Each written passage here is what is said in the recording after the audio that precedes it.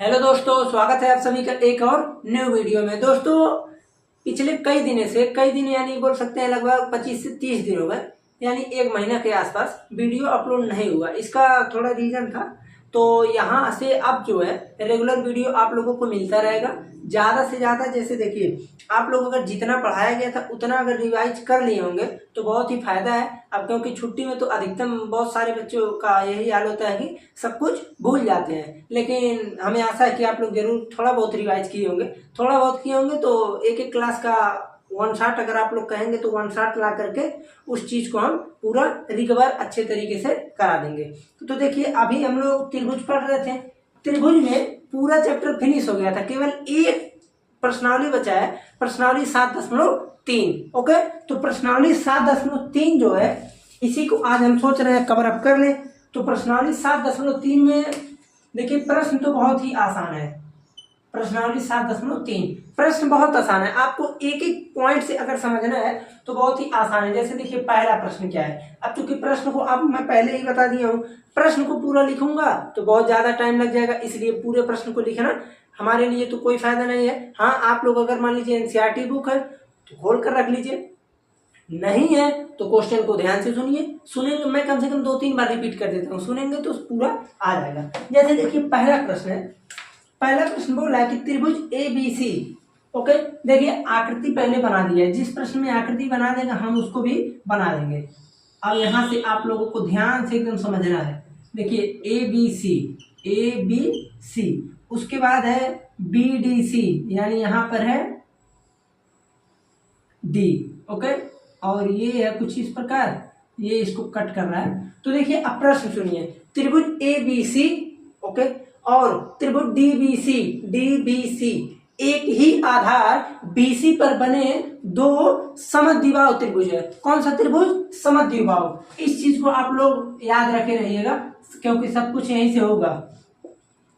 समद्विबाहु त्रिभुज है। ओके, फिर उसके बाद कह रहा है यहाँ पर कि ए और डी भुजा, ए और डी ये जो है भुजा बीसी ठीक कि एक ही ओर स्थित है। जाहिर सी बात है कि ए जो ए है और डी है ये बीसी के एक ही ओर स्थित है। ये नहीं है कि ये इधर है डी इधर, ना, जो एक ही तरफ दिया है और यहाँ पर ये चित्र भी बना दिया है। फिर कह रहा है यदि एडी बढ़ाने पर यहाँ पर आ रही है बीसी को बिंदु पी पर प्रतिच्छेद कर रही है तो दर्शाइए कि। अब देखिए, इसमें 4 प्रश्न है हम लोगों का, तो इसी को हमको क्या करना है? सॉल्व करना है। अब आप लोग एकदम ध्यान से अच्छे तरीके से सुनिएगा। जैसे हमने आप लोगों को बहुत सारे बताए प्रूफ करने के लिए, जितने भी थे अधिकतम बता दिया गया है, अधिकतम का पूरा बता दिया गया है जो आप लोगों को पढ़ना है इस बार।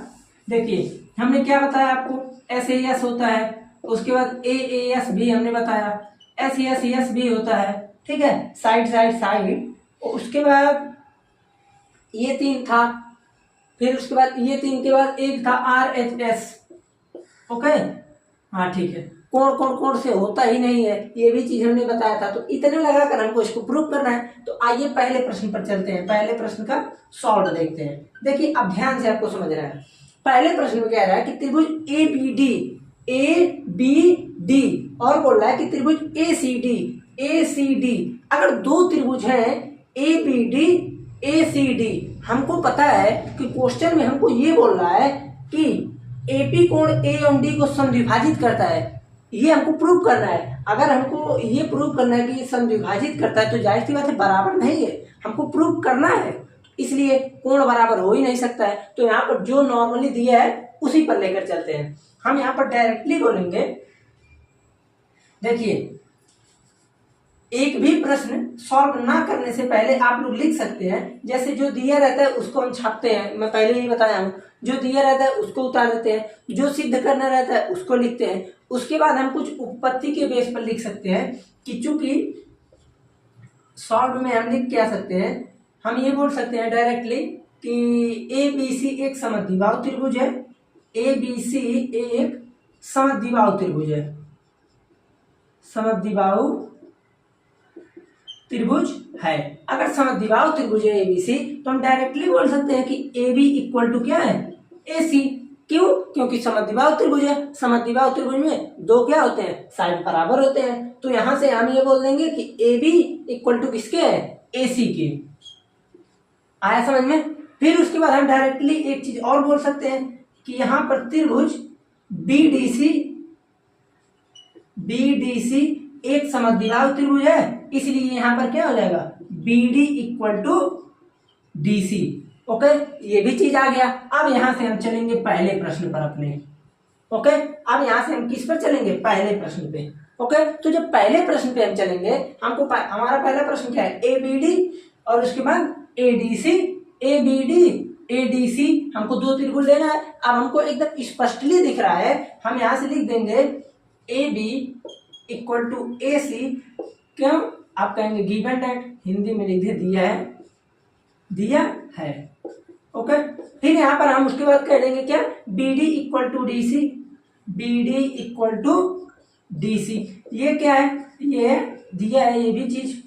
ओके, अब उसके बाद एक चीज तो सीधे आपको पता चल रहा है कि एडी इक्वल टू एडी, ये तो उभयनिष्ठ है। ओके, देख रहे हैं ना? बहुत ही आसान है, आपको बस थोड़ा सा दिख रहा है यहाँ तक। एडी इक्वल टू एडी क्या है? उभयनिष्ठ है। हम यहाँ पर अब डायरेक्टली बोल सकते हैं कि एस के सर्वांग समता की कसौटी के द्वारा, पहले हम लिख दे डायरेक्टली त्रिभुज ए बी डी सर्वांगसम त्रिभुज ए सी डी कैसे हुआ? एस समरूपता की कसौटी से। आया समझ में? बहुत ही आसान प्रश्न था, आपको थोड़ा सा दिमाग के बल लगाना था। ठीक है, अब उसके बाद आते हैं हम कुछ आगे। अब देखिए, इसके बेस पर हम क्या निकाल सकते हैं, ये भी चीज समझते रहिए, ताकि ये सब प्रश्नों में हमको फिर से ना प्रूव करना पड़े। आप कहेंगे ऐसा है, अगर ये चीज सर्वांगसम हम पढ़ रहे हैं, समरूप क्लास 10th में, ये चीज अगर सर्वांगसम है तो हम सीपीसीटी के द्वारा बोल सकते हैं कि angle B A D equal to angle D A C. भाई ये कोण बराबर होगा। क्यों होगा? आप तुरंत लिख देंगे कि सीपीसीटी द्वारा। अब ये कोण अगर बराबर हो गए तो आप डायरेक्टली लिख सकते हैं। यहां पर एक लाइन बाकायदा, ये तो दिख ही रहा है सीपीसीटी द्वारा। खैर, इस लाइन को इतना यहां तक आप समझ गए। तो इस लाइन, अगर ये दोनों कोण बराबर है तो हम ये डायरेक्टली बोल सकते हैं कि रेखा एडी या एपी, रेखा एक ही है। देखिए, ध्यान दीजिए, एडी या एपी आप जितना लेना चाहें। अभी एपी ही लास्ट में मिलेगा आपको, एपी, लेकिन एडी भी हम पहले इसलिए लिख दिए क्योंकि एडी लाइन ही आगे चल के एपी है। तो रेखा एडी या एपी कोण ए को समद्विभाजित करता है। आया समझ में? ओके, लेकिन ध्यान दीजिएगा, अभी ये प्रश्न हमारा निष्कर्ष यहां से निकला है। हमारा जो ये क्वेश्चन है ये तो अब हो गया, ये क्या है? अभी ये क्वेश्चन आपका सॉल्व हो गया। ठीक, लेकिन ये जो है एपी कोण ए एवं डी दोनों, हमने अभी ए को प्रूव किया है, डी को नहीं किया है। तो डी को करने के लिए हम आगे चल रहे हैं। तो देखिए, ये चीज हमें लगता है कि आप सभी को एकदम आसानी से समझ में आ गया होगा। ओके, अब इस चीज को आप इक्वेशन 1 दे सकते हैं। क्यों इक्वेशन 1 मैं कह रहा हूं, अभी आप लोग समझ जाएंगे। ओके, तो इस चीज को हम मिटा रहे हैं, एकदम आसानी से आप लोग को समझ में आ गया। जो चीज दिया था वो चीज हमने इसमें सब कुछ लिख दिया, कहां से आया सब कुछ बता दिया। ए बी इक्वल टू ए सी क्यों हो रहा है? क्योंकि एक समद्विबाहु त्रिभुज है, समद्विबाहु त्रिभुज में दो साइड यहाँ पर बराबर है। ओके, इसलिए फिर उसके बाद हमने B D equal to D C लिख दिया। क्यों? क्योंकि ये छोटा वाला भी समद्विबाहु त्रिभुज है, दोनों त्रिभुज समद्विबाहु ही है, इसीलिए मैं बोला समद्विबाहु को याद रखे रहिएगा। तो ये साइड भी इसका बराबर हो गया। ओके, अब हम आते हैं कि इस पे दूसरे प्रश्न पर, त्रिभुज ए बी पी और त्रिभुज ए सी पी। देखिए, इसको थोड़ा सा मिटाते हैं हम। पहला प्रश्न हो गया, अब आते हैं दूसरे पर।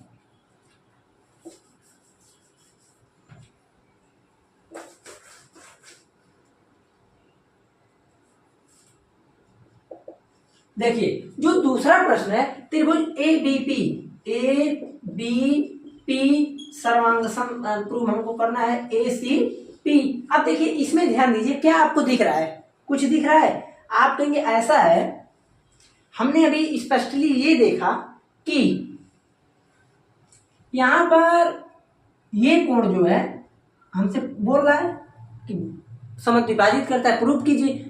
ये बराबर हो ही नहीं सकता है, ठीक है। ये यहाँ का ऐसा कुछ बताया नहीं गया है, क्योंकि यहाँ पर ये डायरेक्टली बोल रहा है कि एपी रेखाखंड बीसी का लंब समद्विभाजक है। एपी रेखाखंड बीसी का लंब समद्विभाजक है, तो जाहिर सी बात है कि अभी हम इसके बारे में कुछ नहीं बोल सकते। तो हमें स्पष्टली ये दिख रहा है कि बीडी इक्वल टू CD।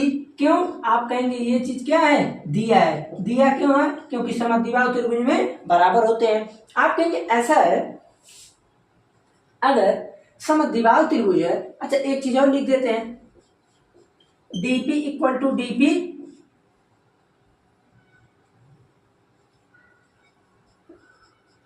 उभयनिष्ठ है। ओके, तो यहां से हम देखिए इस चीज के बारे में, किसके बारे में लेकर चले हैं? कौन सा त्रिभुज है? ए बी पी, ओहो, A B P A C P. देखिए गड़बड़ हो रहा है ना। जैसे कि यहाँ पर हमने ए बी डी को लिया है, ए बी डी और त्रिभुज दोनों ए सी डी सही है। ए बी पी ये त्रिभुज है ए बी पी। ओके, अगर ये त्रिभुज है तो अब हम किसी भी इस पर बोल सकते हैं कि ये सर्वांग सम है। चलिए इसको हम देखते हैं, यहाँ पर लिखे सही थे, हम बी टी डी को लेकर ले लिए हैं, ठीक। जैसे देखिए यहाँ पर हम स्पष्टली बोल सकते हैं कि अगर ए बी पी को देखा जाए, ए बी पी है ना, A B P A C P, A B P A C P, ठीक। ए बी पी को देखें तो ध्यान दीजिएगा, ए बी पी आपको क्या क्या बराबर दिख रहा है? आप कहेंगे हमको एक तो सीधे दिख रहा है कि ए बी इक्वल टू है ए सी, ये बराबर हो गया, ठीक है। फिर उसके बाद आप कहेंगे ऐसा है, एक साइड उभयनिष्ठ है। एक साइड उभयनिष्ठ क्या है? आप कहेंगे एपी इक्वल टू एपी, ये चीज क्या है? दिया है। फिर उसके बाद आप लिख देंगे एपी इक्वल टू एपी, ये क्या है? उभयनिष्ठ है, उभयनिष्ठ है। AP equal to AB, AP उभयनिष्ठ है। हमको जब ये चीज मिल गया, पी है डी है, ये हम ये देखें, ये साइड बराबर है, ये साइड बराबर है, ये साइड भी बराबर है तो हो जाएगा। अगर ये साइड नहीं बराबर होता है तो ये कोण बराबर हो जाए, और हमने ये कोण बराबर कर चुका है। ओके, तो हम यहां से डायरेक्टली लिख देंगे कि angle B A P equal to angle C A P. ये क्या है? हमने प्रूव किया ऊपर अभी, तो यहाँ पर हम लिख देंगे सिंपली कि समीकरण 1 से, इसीलिए समीकरण 1 हम डलवा दिए थे, समीकरण नंबर 1 से। अब ये भी चीज हमने प्रूव कर लिया, तो अब यहां से हम डायरेक्टली बोल सकते हैं कि ये दोनों त्रिभुज ए बी पी सर्वांगसम त्रिभुज ए सी पी क्यों हुआ? SAS के सर्वांग समता की कसौटी के आधार पर, सर्वांग समता की कसौटी के आधार पर। ओके, तो यहां से ये चीज प्रूव हो गया। अब देखिए सिंपल मेन काम अब हम लोग क्या निकाल सकते हैं? अगर ये दोनों त्रिभुज सर्वांगसम हमने कर दिया तो हम क्या करेंगे? आप लोग कहेंगे ऐसा है, अगर बड़ी वाली त्रिभुज को सर्वांगसम कर दिए तो मेरा एक प्रश्न तो सॉल्व हो गया। ये नीचे वाला एपी रेखाखंड बीसी का लंब समद्विभाजक है। तो देखिए यहाँ पर जो है, अब यहाँ पर हम लिख सकते हैं डायरेक्टली कि एपी जो है वो रेखाखंड बीसी का लंब समद्विभाजक है। ओके, ये चीज हमने यहाँ से इस पर डायरेक्टली प्रूव कर लिया। और वैसे भी हाँ ठीक, ये चीज हमने यहाँ से प्रूव कर लिया। अब उसके बाद हम ये भी करना पड़ेगा। ये क्यों करना पड़ेगा? देखिए ये चीज हमने कर लिया, ठीक है, ये चीज हो गया। अब यहां से जब ये चीज हो गया, अब उसके बाद ऐसे, हाँ, SAS की सर्वांग समता की कसौटी द्वारा हो गया। अब जब इन दोनों की बारी आएगी तो आप लोग ध्यान से समझिएगा। ये तो हो गया ना एपी रेखाखंड जो है, हम यहाँ से ये प्रूव कर दिए कि एपी रेखाखंड बीसी का लंब समद्विभाजक है, क्योंकि ये चीज हमने सर्वांग समता से प्रूव कर दिया कि ये दोनों एकदम सब कुछ सही है। ठीक है, तो ये चीज हो गया। तीसरा प्रश्न आप लोगों का यहीं से था, चौथा प्रश्न इसी से रिलेटेड था। ओके, तो ये हो गया।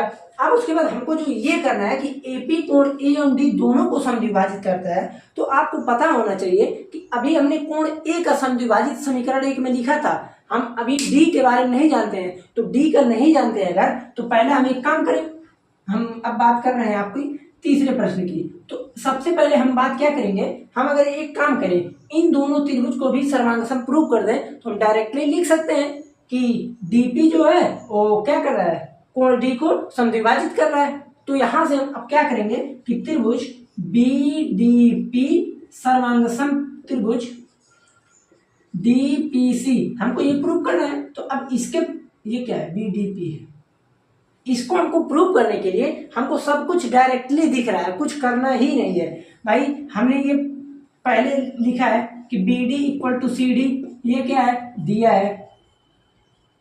ओके, फिर हम ये देख रहे हैं कि बीपी इक्वल टू पीसी बराबर है, क्यों बराबर है, अभी हमने ऊपर यहाँ पर प्रूव कर चुका हूं। ओके, ये चीज हो गया। तो अब क्या लिखेंगे, सिद्ध किया है, सिद्ध किया। ठीक है, एस हो गया, एस हो गया, दो एस मिल गया, एक ये मिला एक ये मिला। अब यहाँ पर आप कोई सा भी लगा सकते हैं, कोई सा भी का मतलब ये है, ये कोण भी बराबर रहेगा, क्योंकि समद्विबाहु त्रिभुज में जो बराबर भुजा होते हैं उनके सम्मुख जो कोण होते हैं वो बराबर होते हैं। तो यहाँ से आप लिख सकते हैं कि angle B equal to angle C. यहाँ पर आप लिख सकते हैं कि समद्विबाहु त्रिभुज में बराबर भुजाओं के सम्मुख कोण बराबर होते हैं। तो बराबर भुजाओं के सम्मुख कोण बराबर होते हैं, बराबर भुजाओं के सम्मुख कोण बराबर होते हैं। यहां से अब हम डायरेक्टली बोल सकते हैं कि त्रिभुज बीडीपी सर्वांगसम त्रिभुज डीपीसी है। अब ये चीज अगर प्रूव हो गया तो अब हम यहां से क्या लिखेंगे कि रेखा डीपी जो है वो एंगल डी को समद्विभाजित करता है। ओके, हो सकता है आपको नीचे वाला पोर्शन थोड़ा सा ना दिख रहा हो, मैनेज कर लीजिएगा। डीपी जो है एंगल डी को समद्विभाजित कर रहा है, इसको इक्वेशन आप लोग 2 मान लीजिए। अब यहाँ पर आप लिख देंगे कि इक्वेशन 1 एवं 2 से हम डायरेक्टली यही क्वेश्चन को छाप देंगे यहाँ पर लाकर। ठीक, आया समझ में, यही आप लोगों का क्वेश्चन था और इतना इसका था सलूशन। ठीक, दूसरा प्रश्न जो है बहुत ही आसान प्रश्न है, क्योंकि दूसरा आप जितना प्रश्न हम बता दिए हैं उसके बेस पर आप लोग कर सकते हैं। जैसे दूसरा है कि एडी एक समद्विबाहु त्रिभुज, देखिए इसमें चित्र नहीं दिया है तो आप लोग खुद बनाते रहिए। एडी एक समद्विबाहु त्रिभुज ए बी सी में, देखिए ए बी सी में बोल रहा है कि एडी एक समद्विबाहु त्रिभुज, एडी एक समद्विबाहु त्रिभुज ए बी सी का एक शीर्ष लंब है। तो एडी एक समद्विबाहु त्रिभुज ए बी सी का एक शीर्ष लंब हमने डाल दिया। फिर उसके बाद कह रहा है जिसमें ए बी इक्वल टू ए सी बराबर है, ये 2 बराबर है। कह रहा है कि दर्शाइए कि, अब देखिए 2 प्रश्न है, पहला दूसरा, दोनों का आंसर सिर्फ एक ही है, इसको सर्वांगसम प्रूव करना है। देखिए कह रहा है कि एडी रेखाखंड बीसी को समद्विभाजित करता है, ये हमको प्रूव करना है। दूसरा प्रश्न, एडी कोण ए को समद्विभाजित करता है। दोनों में मेरा मायने यही है कि अगर हम त्रिभुज ए बी डी सर्वांगसम प्रूव कर दे किसके, ए डी सी के, तो मेरा काम यहां से हो जाएगा। तो इसको हमने को प्रूव करने के, अब देखिए ये चीज हमको प्रूव करना है। और प्रश्न में हमारा, दोनों प्रश्न में क्वेश्चन क्या है सुनिए। पहला प्रश्न ये है कि इन दोनों को समद्विभाजित करता है कौन, एडी, ये बताना है। एंगल ए को समद्विभाजित करता है कौन, एडी, यही बताना है। तो इसके लिए हमको सिंपल सीधा सीधा दिख रहा है कि ये चीज क्या है, शीर्ष लंब है, ध्यान दीजिएगा, इसलिए ये 90 डिग्री है। ओके, अब आप लोग कर लेंगे। करने के लिए वैसे भी कर लेते, कोई समस्या नहीं होती, लेकिन सिर्फ नाम बताकर RHS से जल्दी हो जाएगा। हम यहाँ पर देख रहे हैं कि AB इक्वल टू AC दिया है, ठीक। फिर उसके बाद हम ये देख रहे हैं कि ये चीज तो हमको पता नहीं है, क्योंकि यही तो हमको प्रूव करना है कि BD इक्वल टू GC है। तो यहां से हम डायरेक्टली बोल सकते हैं कि AD इक्वल टू AD, ये क्या है, आप कहेंगे उभयनिष्ठ है, उभयनिष्ठ है। तो यहां से अब डायरेक्टली हम देख रहे हैं कि कोण D इक्वल टू कोण D, ये है 90 डिग्री या लंब है। आप बोलेंगे कि ये कैसे प्रूव होगा, तो अब आपको हमने ये बताया था कि देखिए RHS जो पर में होता है वो क्या होता है कि किसी भी समकोण त्रिभुज में, जब हम समकोण त्रिभुज को लेते हैं, किसी समकोण त्रिभुज में, मान लीजिए अगर दो समकोण त्रिभुज है तभी लगेगा, क्योंकि ये सब दो ही लोगों के लिए होता है। तो अगर दो समकोण त्रिभुज है तो उनमें एक 90 डिग्री होना चाहिए, एक राइट एंगल होना चाहिए यानी 90 डिग्री, हाइपोटेनस यानी इसका कर्ण बराबर होना चाहिए। हाइपोटेनस इंग्लिश है, हिंदी में होता है इसका कर्ण होता है, हाइपोटेनस इंग्लिश होता है, यस होता है साइड। तो दो अगर मान लीजिए समकोण त्रिभुज है वो आपस में तभी सर्वांगसम होंगे, समकोण है तो यानी 90 डिग्री होगा और उसका कर्ण बराबर होना चाहिए। कर्ण के अतिरिक्त दोनों साइडों में से कोई एक साइड बराबर हो जाए तो हम उसे बोल देते हैं कि RHS द्वारा ये त्रिभुज सर्वांगसम हो गया। तो यहां से आप डायरेक्टली लिख देंगे कि त्रिभुज ABD सर्वांगसम त्रिभुज ADC है। अब ये चीज जब हो गया, कैसे हुआ, आप यहाँ पर लिख देंगे कि RHS सर्वांग समता की कसौटी से, सर्वांग समता की कसौटी से, ओके। तो देखिए यहां से हो गया। अब दोनों प्रश्न को आप लोग छाप लीजिए। अब आप डायरेक्टली लिख सकते हैं कि AD BC को समद्विभाजित कर रहा है, क्यों, CPCT द्वारा। एंगल A को AD समद्विभाजित कर रहा है, क्यों, CPCT द्वारा। आया समझ में? इतना ही केवल प्रश्न था आप लोगों का। तो देखिए इसमें जो है हम आप लोगों को 2 ही प्रश्न रहने देते हैं, क्योंकि लॉन्ग ड्यूरेशन हो जाएगा।